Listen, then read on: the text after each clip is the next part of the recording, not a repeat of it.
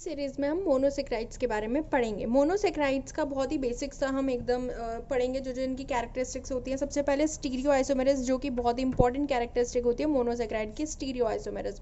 Then glycerol aldehyde, जो कि monosaccharide है, जिसको हम रेफरेंस कार्बोहाइड्रेट भी बोलते हैं, क्योंकि इसी के बेसिस पे जितने भी कार्बोहाइड्रेट के स्ट्रक्चर्स है वो रिप्रेजेंट करते हैं on the basis of the glycerol aldehyde structure. Optical activity भी इनकी कैरेक्टरिस्टिक्स होती हैं।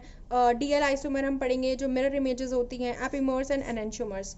ओके, तो सबसे पहले हम स्टीरियो आइसोमेरिज्म के बारे में पढ़ते हैं। स्टीरियो आइसोमेरिज्म, जो कि मोनोसेक्राइड की बहुत ही ज़्यादा इंपॉर्टेंट कैरेक्टरिस्टिक्स हैं, जिनका जो स्ट्रक्चरल फॉर्मूला है वो सेम होगा, फॉर्मूला एकदम सेम होगा उनका, लेकिन उनका जो स्पैटियल कॉन्फ़िगरेशन होता है, यानी कि जो पैटर्न होता है उनका, जो जिस तरीके से उनका स्ट्रक्चर बना हुआ होता है, जो पैटर्न होता है वो अलग होगा, बट उनका जो फॉर्मूला होता है वो सेम होगा। स्टीरियो आइसोमेरिज्म में स्ट्रक्चर फॉर्मूला सेम होता है, बट स्पैटियल कॉन्फ़िगरेशन उनका अलग होता है। और एसिमेट्रिक कार्बन एटम, वो कार्बन एटम जो कार्बन जो है जो 4 डिफरेंट एटम और ग्रुप से अटैच्ड है।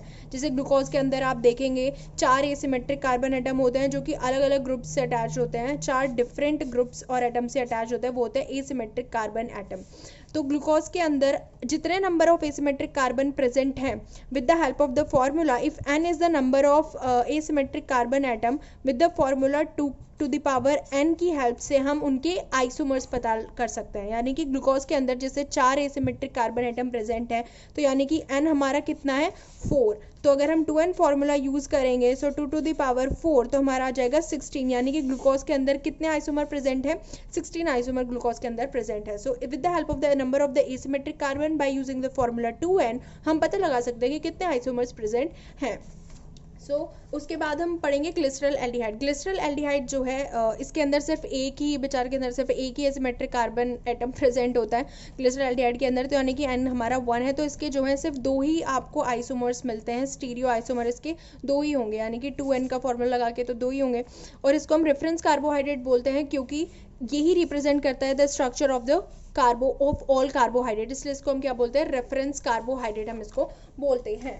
तो उसके बाद आप देखेंगे डी ग्लिसरल एल्डिहाइड और एल ग्लिसरल एल्डिहाइड का अगर हम स्ट्रक्चर देख लेंगे, डी ग्लिसरल एल्डिहाइड जो है, यहाँ पे OH ग्रुप जो है वो राइट साइड में प्रेजेंट है, इसमें OH ग्रुप लेफ्ट साइड में प्रेजेंट है। तो अगर आपका OH ग्रुप जो है वो लेफ्ट साइड में प्रेजेंट है, यानी कि लेफ्ट L से ही देख लीजिए, तो वो आपका L आइसोमर होगा। ओके, अगर वो लेफ्ट साइड में प्रेजेंट है तो L आइसोमर, और अगर राइट में प्रेजेंट है तो आपका D होगा ही होगा। इससे आप ग्लूकोज का भी देख सकते हैं, यानी कि OH ग्रुप अगर लेफ्ट से प्रेजेंट है, लेफ्ट L लेफ्ट और L आइसोमर, तो उसका अपोजिट हो जाएगा। अगर राइट में प्रेजेंट है तो D आइसोमर, यानी कि अगर लेफ्ट में प्रेजेंट है तो L आइसोमर होगा। क्या प्रेजेंट है, OH ग्रुप। सो इसके बेसिस पे आप देख सकते हो D और L आइसोमर, ये रहा D और L आइसोमर, अगर आप देख सकते हो। इसमें क्या होता है, हमारा D और L आइसोमर नेचुरली जो मोनोसेक्राइड प्रेजेंट होते हैं वो मोस्टली डी कॉन्फ़िगरेशन के होंगे, क्योंकि जो एंजाइम मशीनरी हमारी सेल के अंदर वो सिर्फ डी सीरीज के मोनोसेक्राइड को ही मेटाबोलाइज करती है। तो इसलिए जो नेचुरली मोनोसेक्राइड प्रेजेंट होंगे वो डी कॉन्फ़िगरेशन के ही होंगे in the mammalian tissue. Okay, racemic mixture क्या होता है, अगर आपके डी एंड एल आइसोमर अगर एक ही इक्वल कंसेंट्रेशन में प्रेजेंट है तो उनमें कोई ऑप्टिकल एक्टिविटी शो नहीं होगी। ऑप्टिकल एक्टिविटी अगर हम देखें, ऑप्टिकल एक्टिविटी क्या होती है शुगर की, ये भी जिनके पास एसिमेट्रिक कार्बन एटम प्रेजेंट होगा ना, उनकी एक खास कैरेक्टरिस्टिक होगी, that is optical activity. Okay, अगर जिनके पास एसिमेट्रिक कार्बन एटम प्रेजेंट होगा।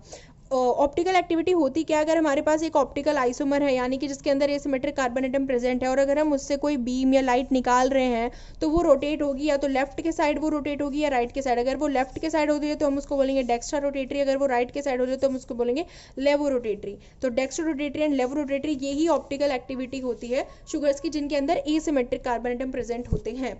तो अगर रेसिमिक मिक्सचर है, अगर डी और एल आइसोमर एक ही इक्वली कंसेंट्रेशन में प्रेजेंट हैं, तो ऑप्टिकल एक्टिविटी वो शो नहीं करेगा, क्योंकि डेक्स्ट्रो और लीवो की जो एक्टिविटीज होंगी, यानी कि एक लेफ्ट की साइड जाएगा एक राइट की साइड, दोनों एक दूसरे को कैंसिल कर देंगे। और एक और हम देखते हैं पॉइंट यहाँ पे इंपॉर्टेंट, कि मेडिकल प्रैक्टिस में आप देखोगे आपको डेक्स्ट्रॉज सुनने को मिलता है। जब ग्लूकोज अगर सॉल्यूशन में है ग्लूकोज, तो उसकी जगह जो होते हैं मेडिकल वाले वो डेक्स्ट्रोज बोल देते हैं। डेक्स्ट्रोज क्यों बोलते हैं, क्योंकि वो डेक्स्ट्रो रोटेटरी होता है ग्लूकोज। सो उसके अंदर एसिमेट्रिक कार्बन एटम है, तो वो ऑब्वियसली जो है वो ऑप्टिकल एक्टिविटी शो करेगा ग्लूकोज। उसके बाद हम बात करते हैं एपीमर्स। एपीमर्स वो होते हैं जो कि सिर्फ एक ही ही कार्बन पे, एपी माने वन से याद रखना, जो एक ही कार्बन एटम पे एक दूसरे से अलग होंगे।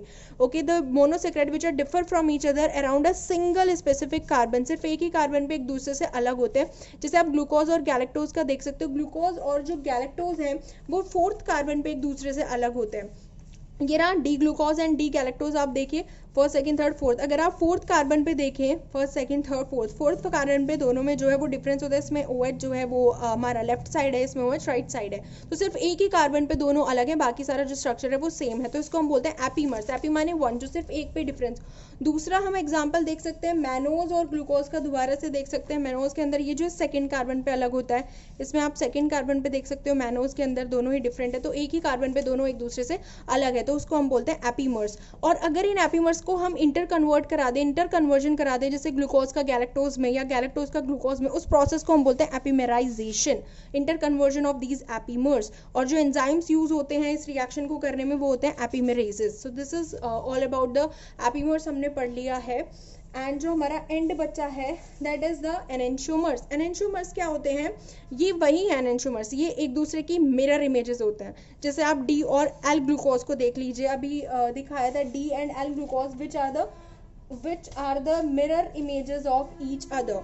जैसे ये हमारा हो गया एल ग्लूकोज एंड ये हमारा हो गया डी ग्लूकोज, दोनों ही एक दूसरे की मिरर इमेजेस है, तो दोनों ही क्या है, एक दूसरे के एनेंशियोमर्स हैं, यानी कि which are the mirror images of each other, देखेंगे।